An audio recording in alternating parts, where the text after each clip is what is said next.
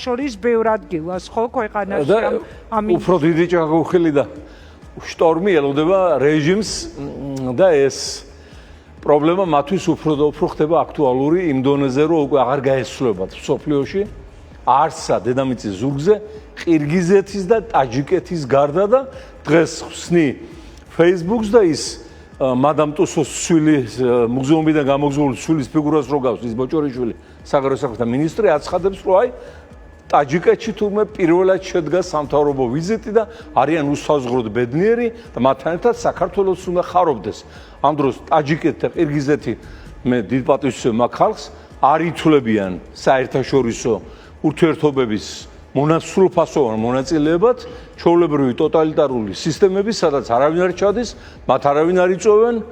ტაჯიკეთი თავისთავად არის ირანული სამყაროს ორგანული ნაწილი, იმ დონეზე რომ აი როგორც ვთქვათ, ავსტრიელები ამბობენ, რომ ჩვენ უფრო მაგარი გერმანელები ვართ, ვიდრე თვითონ გერმანელები, ტაჯიკები სულ ამბობენ, რომ ჩვენ ნაღდის სპარსები ვართ და ეგ დანარჩენი ირანელები კიდევ საკითხავენ რამდენად სპარსები, ანუ აი რაღაც საოცარი მიდრეკილება აქვს ამ სპარსული ირანულ აიათოლურ სამყაროსთან და აგერ დღესაც ჭეშმარიტი მაგალითი. და რა საინტერესო იყო, რომ სწორედ ტაჯიკეთიდან აკეთებდა მაგალითად ირაკლი კობახიძე ახალ განცხადებებს ევროკავშირის წინააღმდეგ მორიგი თავდასხმა რომ მოუწყეს, სწორედ აი ტაჯიკეთიდან როდესაც ხდება თავდასხმა ჩვენს მთავარ პარტნიორებზე ეს არის ალბათ ყველაზე სიმბოლური.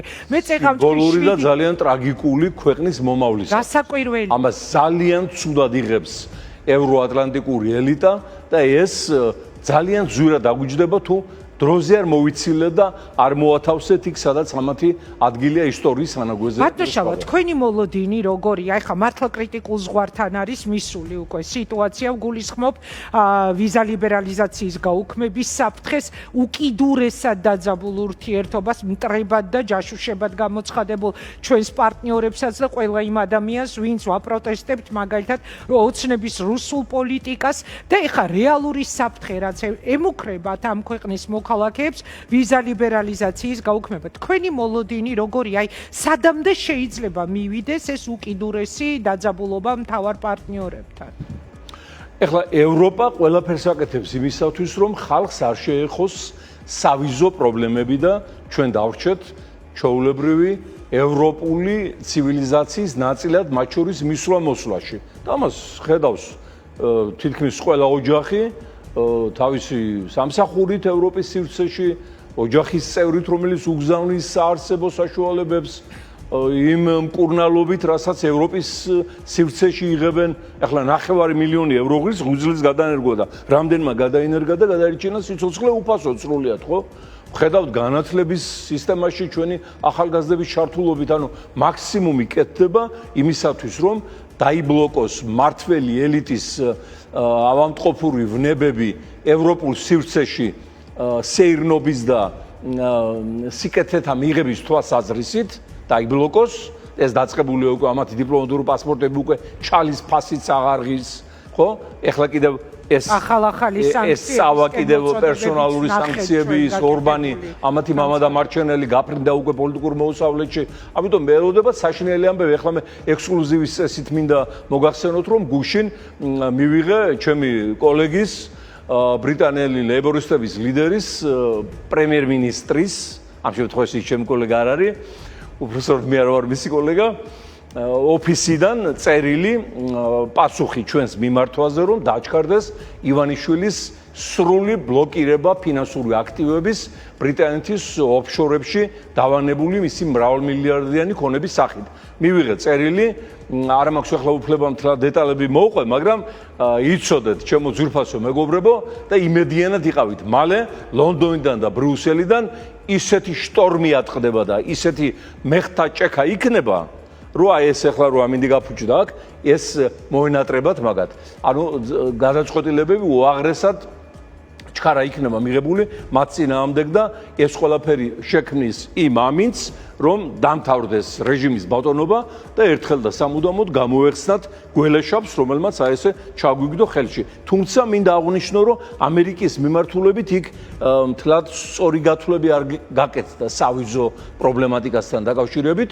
ამ დროს ხედავთ, რომ რუხაძე ანტიამერიკანიზმის ფუძემდებელი პროპაგანდაში ტელეკომპანია იმედის მფლობელი ამერიკის მოქალაქეა. თან ამ მართლაც არა ადამიანია, რაც მან ჩაიდინა პენსიონერების წინააღმდეგ პროცენტიან ვალებში რო გაჭედა და მთელი ცემენტი ჩაიგდო ხელში და რუსთავის და კასპიის მოსახლეობა ონკოლოგიით კვდება, ეს სწორედ რუხაძე ივანიშვილის დამსახურებაა, რომ არ გაემეტეს 1 მილიონი ღირებული გამწმენდი აპარატი იაპონიიდან რომ შემოეტანა და პირდაპირ ფაქტიურად ხალხის გენოციდს აწყვებენ, ხო? ისე მოქალაქე ამერიკის ეს ბატონი ვოლსკის ოჯახის წევრები ამერიკაში ცხოვრობენ და საკუთრებას ფლობენ. ის დანარჩენი ის ალუდა ქეთელაურია თუ უდუშაურია, იმისი შვილები იქ არიან და ეს თავისუფლად დადის წესით უნდა გამოეყარა ვაშინგტონს აი ეს ელიტა იქედან. ევროპამ ეს გააკეთა ჯერჯერობით სავიზო შეზღუდვებისა და დიპლომატიურ პასპორტთა ფაქტიურ გაუქმების სახით. აი ამერიკაში მოიფიქრეს არასწორი მეთოდი, როდესაც ნებისმიერ მოქალაქეს საქართველოსი თუ ამერიკაში უნდა წასვლა $15,000 თხოვენ გარანტიად. გარანტიაში უნდა ჩაუდო, რომ არ დარჩები იქ და დაბრუნდები.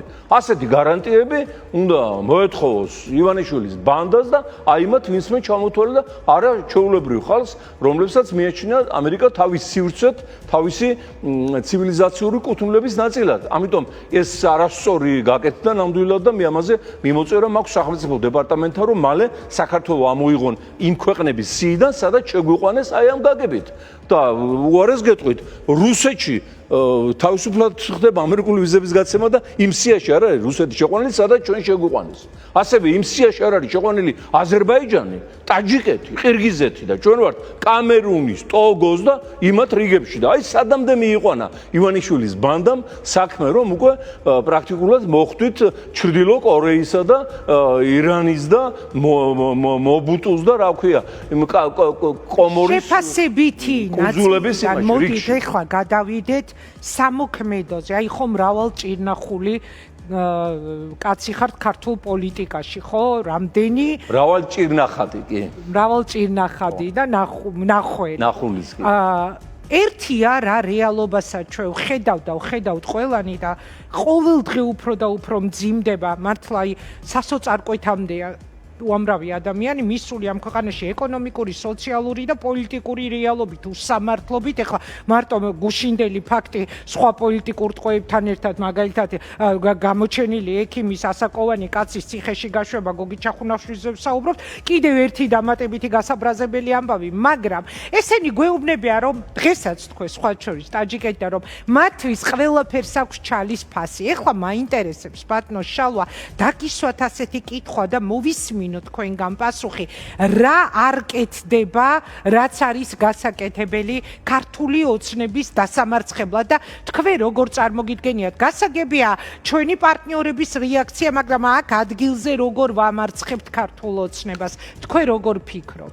მოგახსენებთ, ერთია, თქვათ, სტრატეგია ლეიბორისტული პარტიის, რაც მიგვაჩნია, რომ შექმნილი ვითარებაში არის სწორი, ანუ აღვირახსნილი სისხლიანი რეჟიმი მოვაშთოთ და მოვიცილოთ სანქციების გზით, რაც ძალიან რეალურია, რადგან მათი ბიბლია, მათი სალოცავი და მათი ხატი არის ფული და როცა ის ფული გამოეცლება და არაფერი აღარ დარჩება და დაიბლოკება მათი ანგარიშები ოფშორებში, ბანკებში, აქციებში, უძრავი ქონების სახით მთელ მსოფლიოში, რა თქმა უნდა, შემდგომ დარჩებიან უკვე სანაგვეზე დარჩენილი ბომჟები, ცუდი გაგებით.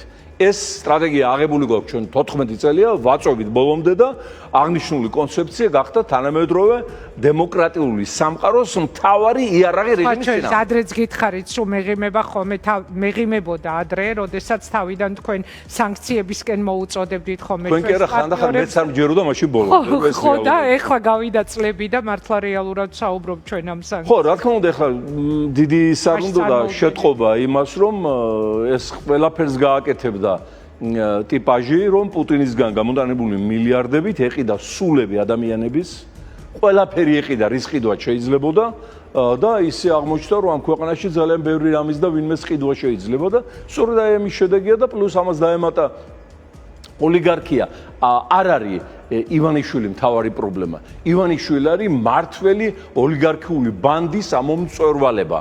ეს არის მილიონერ მილიარდერთა პარტია, რომელმაც იშოვა ფული და უზარმაზარი სიმდიდრე ქართული ხალხის ყლეფის, ძარცვის და მათი ეროვნული ქონების მითვისების გზით და შემდგომ გამონახა ლიდერად პუტინის რეკომენდაციით ეს არსება და ბოლომდე უდგას გვერდით და ეს მთელი ქვეყნის ფინანსური რესურსები, ეროვნული სიმდიდრე აქვს ხელში ჩაგდებული და არაფრის დიდებით გაშვება არ უნდათ მისი საკუთარი კონტროლის არეალიდან. ამიტომ ოლიგარქია მთავარი პრობლემა. ივანიშვილის მოცილებაც არ არის პრობლემა. თუ ისე ივანიშვილის ადგილას სხვა სოკუამოა იგივე დილით ნაწვიმარზე. ამიტომ ეს პარტია მთლიანად უნდა განადგურდეს პოლიტიკურად, სამართლებრივად. აი ეს მთელი ეს ბანდები, ვინც არიან ეს გილაურები, ეს პაპაშვილები, ეს რამიშვილები, ეს ისინი მამაცაშვილები, ეს კალაძეები, მათ ხელში მთლიანობაში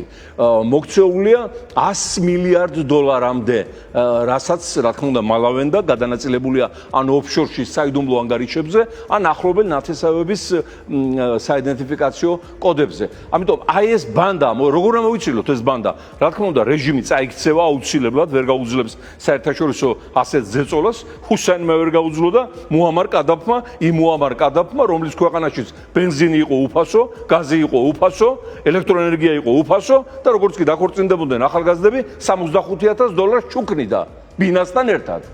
მან ვერ გაუძლო საერთაშორისო სანქციებს და თქვენ რა გონიათ ესენი ეს ვირთხები დიდხანს გაუძლებენ ამ ყველაფერს და ხალხის მით უმეტეს ჩვენი ხალხის რისხანების ფონზე.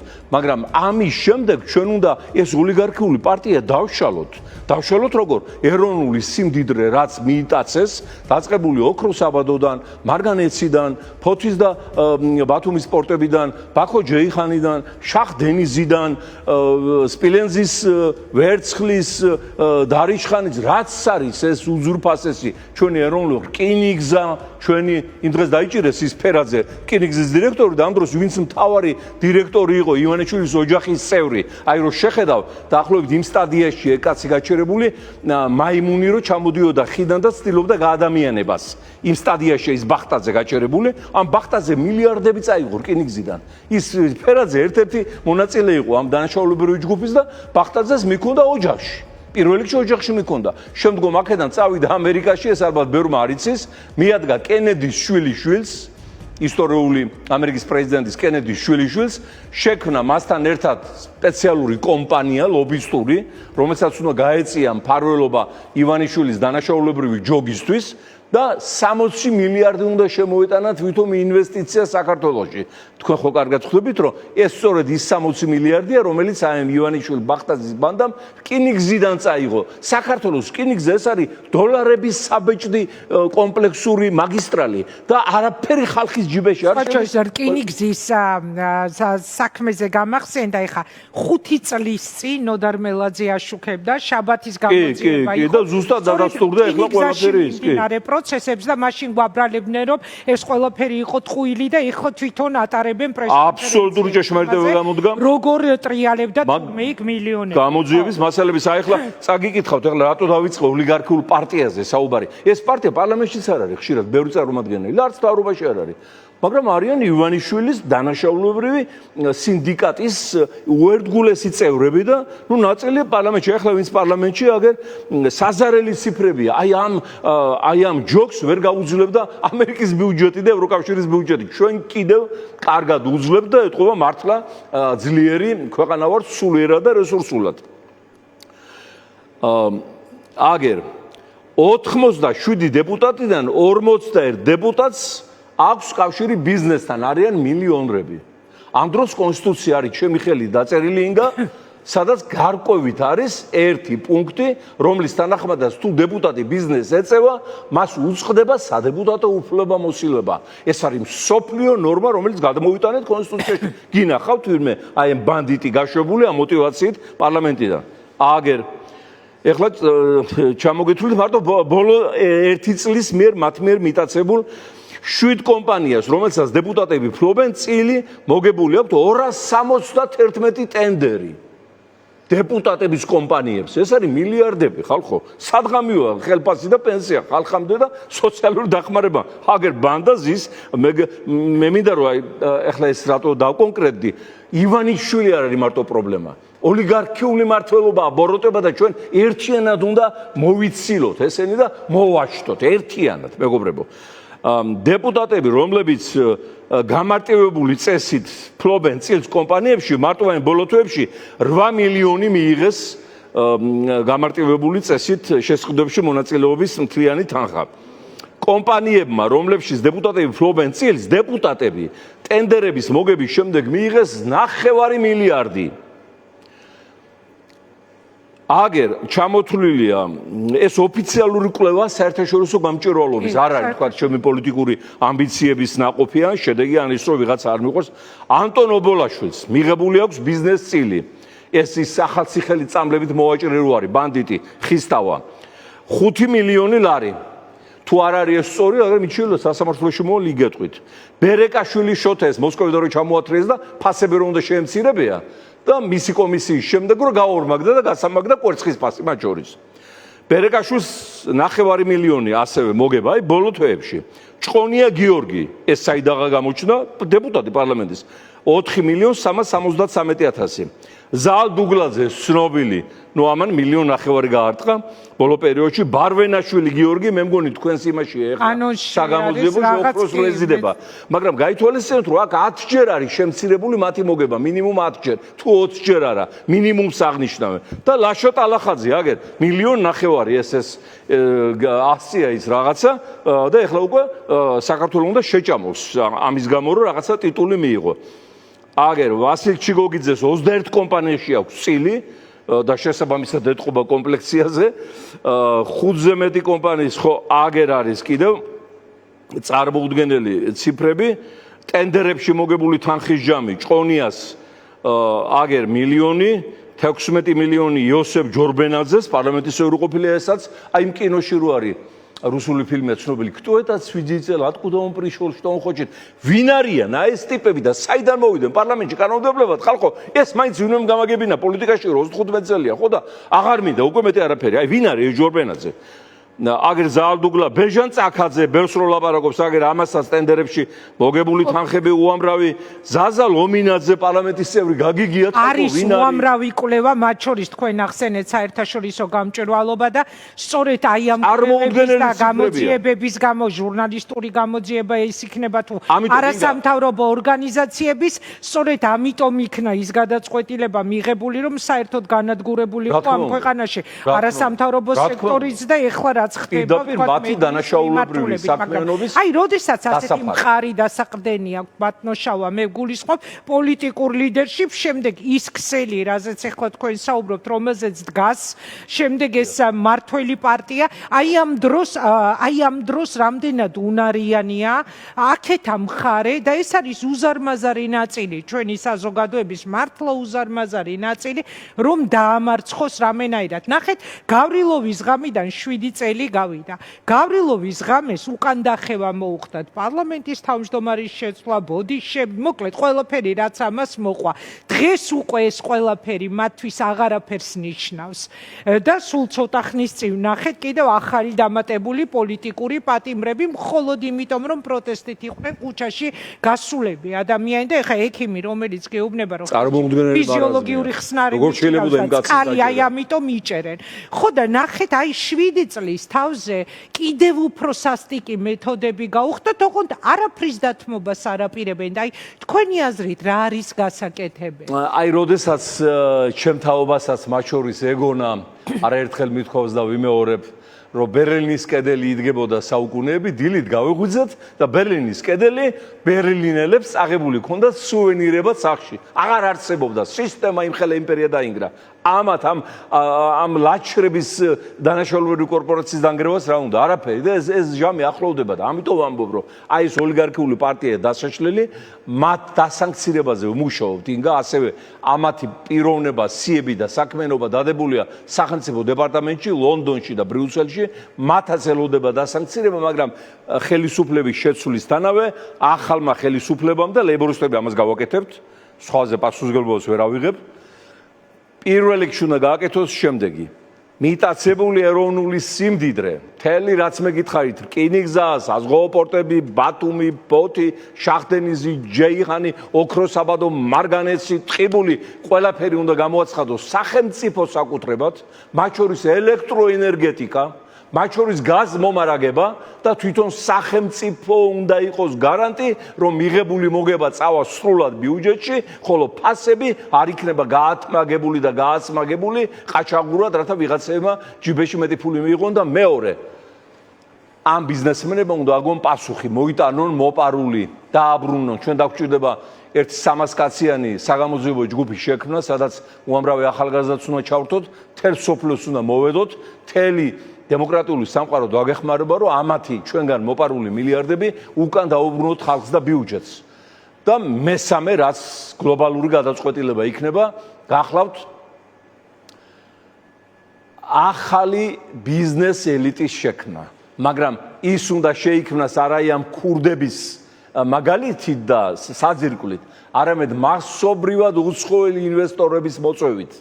მხოლოდ უცხოელი ინვესტორ შეუძლია საქართველოს სიმდიდრეები ჩააყენოს ქართველი ხალხის სამსახურში და მხოლოდ უცხოელი ინვესტორი იქნება არაპოლიტიკური. ის არ მოინდომებს არასოდეს პარლამენტის წევრობას, მინისტრობას, პოლიტიკაში მოღვაწეობას და ამ გზით ფულის კეთებას, იმიტომ რომ მას ჯერ ეგეთი არ ექნება უფლება, მოქალაქე არ არის პოლიტიკაში ჩაებას. ამ გზით, ბაბატი, ინგა ამ გზით აღდგა ფერფლიდან კორეა, სამხრეთი კორეა, სინგაპური, მალაიზია, ფილიპინები, ისრაელი ამის შეშმარიტი მაგალითია, უცხოელი ინვესტორები და მერე ჩამოყალიბდება ეროვნული ბიზნეს პატრიოტული ელიტა, რომელსაც ეყვარება ხალხი და არა საკუთარი თავი ქვეყნის ეროვნულ სიმდიდრეს. ბატონო შავა, სულ მინდა ხოლმე კითხოთ, როდესაც ეთერში ხარ და რატომღაც ვერ დავსვი ეს კითხვა თქვენთან ინტერვიუში.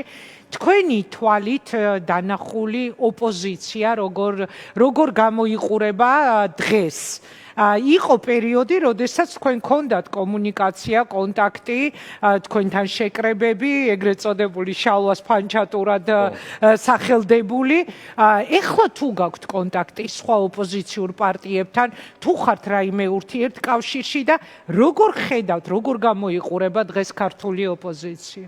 არ გვაქვს კონტაქტები, ინგა, რადგან აი მაშინ იმ ფანჩატურის რღვევის შემდეგ, როდესაც ოპოზიცია დააწვა პარლამენტში და გაუთეთრა გაყალბებული არჩევნების შედეგები ვიძინე ივანიშვილის, რამაც აი ამ დღემდე მოგვიყვანა. ეს დღე არ იქნებოდა, ივანიშვილის გარეშე შეხვდებოდა საქართველოს ამომავალ მზეს. აი ეს ჩაიდინეს მაშინ მაგათ. ბრძოლაშიც, მეგობრობაშიც, სიყვარულშიც უნდა ბოლომდე წახვიდე. ნახევრად წასვლა ნიშნავს ნახევრად საქმეს, თუმცა ვიმეორებ, რომ იმ ფანჩატურმა თავისი როლი ისტორიული შეასრულა. პირველი რყევა საერთაშორისო არენაზე, აი რადარებზე ივანიშვილის რეჟიმის შეზანზარება იმ ფანჩატურის დამსახურება იყო და მერე დაიწყო სწორედ დასანქცირებაზე პოლიტიკოსებმა უცხოეთში საუბარი და ეს იყო საქართველოს საერთაშორისო რადარებზე დაბრუნების ჟამი. მაგრამ მე ახლა მაშინ ვეუბნებოდი, რომ გამოაცხადოთ ალტერნატიული პარლამენტი, მოვაწეროთ ხელი ყველა ივანიშვილის დასანქცირების მოთხოვნას. ეს ვერ გავაკეთებიე კოლეგა პარტიებს. აქვე სიმართლისათვის მინდა აღვნიშნო, რომ აი ახლა მეორე არჩევნებში, როცა არ შევიდა ოპოზიცია პარლამენტში, ბატონო მამუკა ხაზარაძე მოუწოდებდა იგივეს, რომ შევქმნათ ალტერნატიული პარლამენტი და არავინ არ წავიდა ამაზე. ეს იყო ყველაზე სწორი გზა. როგორც კი ხელისუფლების ალტერნატიული ხელისუფლების მსგავსი მოვლენები ჩნდება, უფრო მალე ხდება მისი დამხობა და ჩამოშლა. ეხლა ეხლა აღარ გაქვთ არანაირი ურთიერთობა. ეხლა არანაირი ურთიერთობა არ გვაქვს, იმიტომ რომ ჯერ ერთმანეთთან ვერ ამყარებენ ურთიერთობას. მათ შორის არ მინდა დავასახელო თანაპარტიელები და თანამებრძოლები. უნდა ისწავლონ პოლიტიკა. ეხლა როგორ არის, იცით საქმე, აი ფეხბურთელს მაგალითად შეუძლებელია ურთიერთობა გქონდეს არა ფეხბურთელთან, თქვა თუ საუბარი უნდა და ამ თემაზე მუშაობა და ბრძოლა, ისე ფეხბურთელთან დაიჭერს კავშირს, თქვა რადიოლოგიის დარგში მეცნიერს თავის სფეროში სამუშაოდ და სათანამშრომლოდ რადიოლოგიის დარგის სპეციალისტის საჭიროება. ვერ ხედავ პოლიტიკოსებს და აი მომკალი თუ გნებავთ, ვერ ხედავ და მე რო პოლიტიკოსებს ხედავდე, პირველი ვიქნებოდი ტაშის დამკვრელი და მათი წამხალისებელი ბოდის ვიხდი ახალგაზრდები, ვინც არიან პარტიებში, ყველა პარტიაში. ძალიან დიდი იმედის თვალით უყურებ და მე ვხედავ მათში საქართველოს მომავალს. პარტიული კუთვნილების მიუხედავად, მაგრამ აი დანარჩენ ფენებში სამწუხარო და საუბედურო და ამას ვერ ვამჩნევ. აქციებზე დადიხართ ხოლმე, როდესაც აქციები იმართება. ხო და ეხლა ეს მიხეილ სააკაშვილიც ერთხელ გასამართლებელი მიზეზი ისაა, რომ ციხეშია და ვერ ფლობს სიტუაციას. ინფორმაციას ალბათ არასწორად აწვდიან, სწორად აწვდიან, არ ვიცი, ეხლა მაგათ საქმეში ვერ ჩავარვები, მაგრამ რატომღაც აი არ მინდა ეხლა პატიმარი კაცი, მაგრამ ძალიან მაგონებს ირანელ აიათოლას ეს სააკაშვილი. ანუ არაფერი თანდობა არ უკავია იმ პარტიაში. არც არავინ ირჩევს, არც არავინ გადაირჩევს. მუდმივია და იქ ყველაფერს წყვეტავს თვითონ. ირანშიც ეგრე იყო. ის აიათოლა იყო მუდმივი, გადაურჩეველი და ის საწყალი ფეზექშენ და ეს პრეზიდენტები გადაირჩევდნენ, გადმოირჩევდნენ და სხვა და სხვა. ამიტომ მე ვიმაჩნია, რომ მიხეილ სააკაშვილმა უარი უნდა თქვას ქართულ პოლიტიკაში მოღვაწეობაზე, უნდა მიიღოს ეს ვაჟკაცის გადაწყვეტილება, იმიტომ რომ მისი დამსახურება ივანიშვილის რეჟიმის გამოეფება. მან მოიყვანა ეს რეჟიმი გაუცნობიერებლად, მე არ ვამბობ განზრახ, მაგრამ თავისი ძალიან სერიოზული პოლიტიკურად მცდარი გათვლებით, ტაქტიკით და სტრატეგიით, როცა გვერდზე დაიყენა პუტინის გამოგზავნილი აი ეს ბაღლინჯო და საქართველოს გაწირა აი ამგვარად. ამიტომ პასუხისგებლობა უნდა აიღოს, ის პოლიტიკოსი არის მაინც, ამიტომ გრძნობს ამ პასუხისგებლობას და ყველაზე სწორი ნაბიჯი აღნიშნულ სიტუაციაში იქნება შეეშვას ქართულ პოლიტიკას, მით უმეტეს ახლა ის თმის წყობა ის ყაზახურად თუ ხახლები რო იკეთებენ ისე გაუკეთებია, უხდება სხვათა შორის და უკრაინის მოქალაქეა და ახლა უკრაინა кайხანს იქნება მსოფლიო პოლიტიკურ უკაზე ცხელი წერტილი და იქ სჭირდება ჭკვენი პოლიტიკოსები და დაკავდეს ძირითადად იქაურობით და იმ პარტიაში, სხვა პარტიებში დაჯდება. ნუ ახლა რო იდუღებს სითხე, მერე ფენაფენად ჯდება ყველაფერი და მზადდება ის რაც უნდა მომზადეს კერძი, ხო? ამიტომ მისი ჩარევა და აქტიურობა უფრო აფუჭებს საქმეს. ეს არ არის მტრული რჩევა რაღაც, ეს ნუ თრაჩელონთან მეგობრულიც არ არის, მაგრამ არ არის ბროტი აზრით ნათქვამი. ქართულ პოლიტიკაში სჭირდება მეტი გარედან ჩაურევლობა და სიმშვიდე. აი, როდესაც ივანიშვილი ფორმალური მმართველია და არავითარი თანამდებობა არ უკავია და ყველაფერს წყვეტავს, ქვეყანა თავს რა გვექცა. ეხლა სააკაშვილიც ეგრე გამოდის. არაფორმალური მმართველია, არც მოქალაქეა, არც ქართულ პოლიტიკაში მონაწილეობის უფლება აქვს და იქ ცდილობს გადაწყვეტოს არ არსებობს თავისი პარტია. ყველა პარტია არის ადამიანების სრულყოფილი ადამიანების გაერთიანება რაღაცა პოლიტიკური და ფილოსოფიური მოტივებით. თავისი არ არსებობს, არც ჩემი პარტია არ არსებობს. მე ვარ იმ პარტიის ნაწილი და მისი ორგანული განსხეულება შეიძლება დღეს თავმჯდომარის რანგში და ხვალ რიგით წევრის რანგში. ამიტომ აი ეს უნდა ამოვიგდოთ თავიდან ეს პიროვნების კულტურა, აიათოლური სინდრომები. კი ბატონო და ბოლო კითხვა მინდა დაგისვათ, სხვა შორის არ მქონია თქვენთან ინტერვიუ, მას მერე რაც ვნახეთ ირაკლი კობახიძის ცნობილი ბრიფინგი, რომელიც მხოლოდ და მხოლოდ ბიძინა ივანიშვილის ქებადიდებას ეძღვნებოდა. თქვენ როგორ შეაფასებთ, რისი მომასწავებელი იყო ეს ბრიფინგი? ანუ არის მოლოდინი, რომ შესაძლებელია ეხლა ამ კრიზისულ სიტუაციაში ივანიშვილი ემზადება მორიგჯერზე სამთავრობო ცვლილებისთვის, თუ დაგიტოვათ ეს განცდა და რა სტადიაშია დღეს ქართული? ეხლა მე გეტყვით ჩემს ანალიზს და ვფიქრობ არ ვცდები. ეს ტექსტი, რაც ამ თმა დაუარცხენელმა შეშლილმა წაიკითხა, ეს ტექსტი უკარნახა ბიძინა ივანიშვილმა ეკას, ქალბატონ ეკას, თავის მეუღლეს. ივანიშვილი ხო არც კითხულობს, არც წერს. ეს დაახლოებით აი ეს მალაიზიელი პოეტი ჩამოუყვანიათ 60-იან წლებში საქართველოში სტუმრად, რომელიც ხეზე იჯდა და იქაურ ფანდურზე ამღერებდა ლექსებს, თუმცა არ იცოდა წერა და არც კითხვა. და აქ ჩამოუყვანია და გაყვა თურმე იოსებ ნონეშვილი, ცხონებული ძალიან საყვარელი პოეტი, წინანდალში შემოდგომა, მწიფს ხილი და გაუწოდა ყურძენი, აგერ მიირთვიო თვითონ შეჭამა ერთი მტევანი და ამან აქ დაიდო ხელზე და ესე მოაქვს. იქ რაღაცები ხან თავზე იდებენ ამ ტროპიკულ ქვეყნებში ტვირთს და ეთყობა დამხეცებული ქონდა ეგ. მე მსხალი მოწყო და მიაწოდა ერთ თვითონ ჩაკბიჩა იოსებმა მეორეამ ამან ისევ დაიდო აქ და მესამე რაღაც მიაწოდა. ხო და რატომ არ ჭამსო? ისევ აქ დაიდო. რატომ არ მიირთმევსო? კითხა თარჯიმანს და კითხულობსო ხელი სადავება.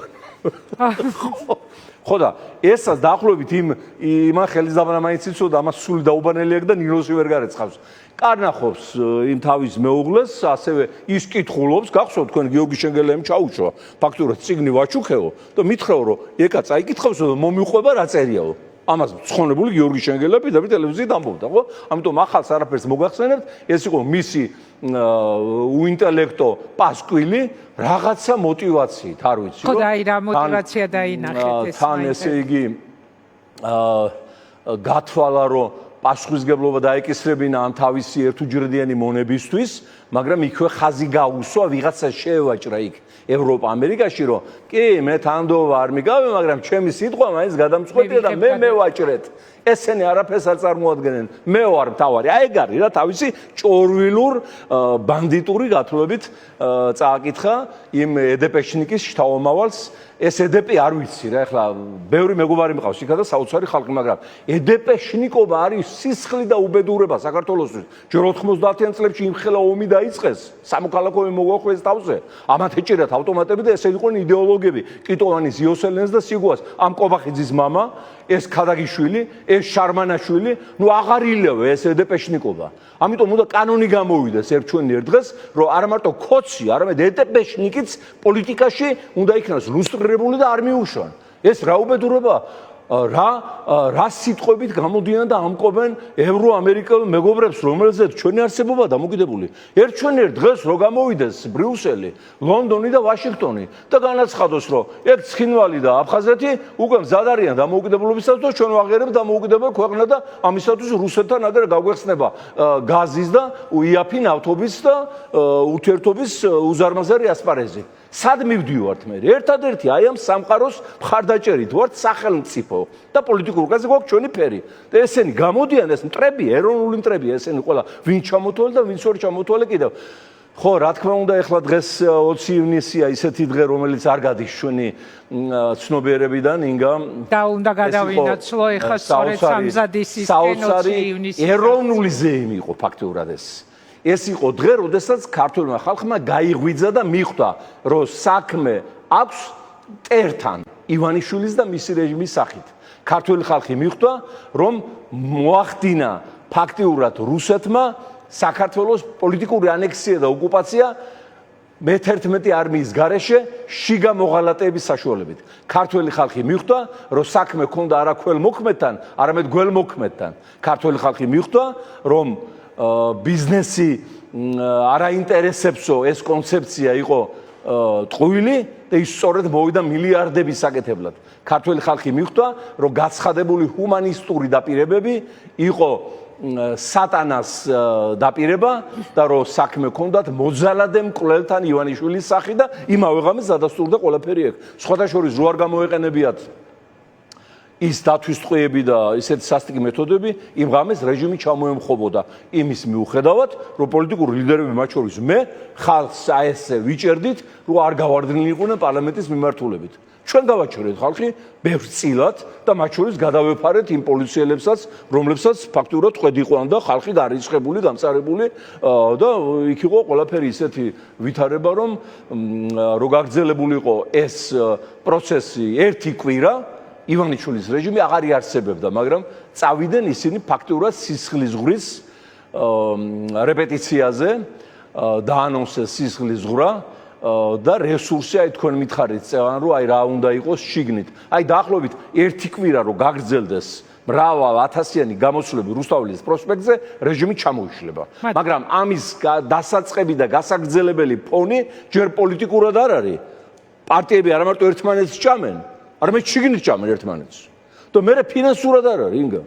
ყველა ეს ოლიგარქი, ეს ბანდა, ვინც გითხარით მე, ეზიდება ჩვენ ეროვნულ სიმდიდრეს თავის საბანკო ანგარიშებზე და ივანიშვილის ოჯახში. ამიტომ ისინიც ივანიშვილთან ერთად პოლიტიკურად და სამართლებრივად დაიმარხებიან და ეს იქნება ძალიან მალე და მათთვის საბრალდებო დასკვნაში პირველ პუნქტად ეწერება ბრალდება იმის თაობაზე, რომ განსაცდელში მყოფ ქვეყანას და ხალხს არ გაუწიეს თანადგომა, მიატოვეს თავიანთი ხალხი აი ესეთი გველაშაპისა და ბოროტმოქმედის წინაშე. ამიტომ ეს ელიტა, ეს ეგრეთ წოდებული მსხვილი ბიზნესი, ეს ოლიგარქია, ძირითადი ნაწილი ახლა აბსოლუტურ 100%-ს არ ვამბობ, უნდა იქნას გახვეტილი ქონება ჩამორთმეული, ექსორირებული და ამათი მოპარული მილიარდები ბიუჯეტში დაბრუნებული და ახალი ბიზნეს ელიტაა ქვეყანაში, ასე ვთქვათ, შესაქმნელი და გასაზრდელი.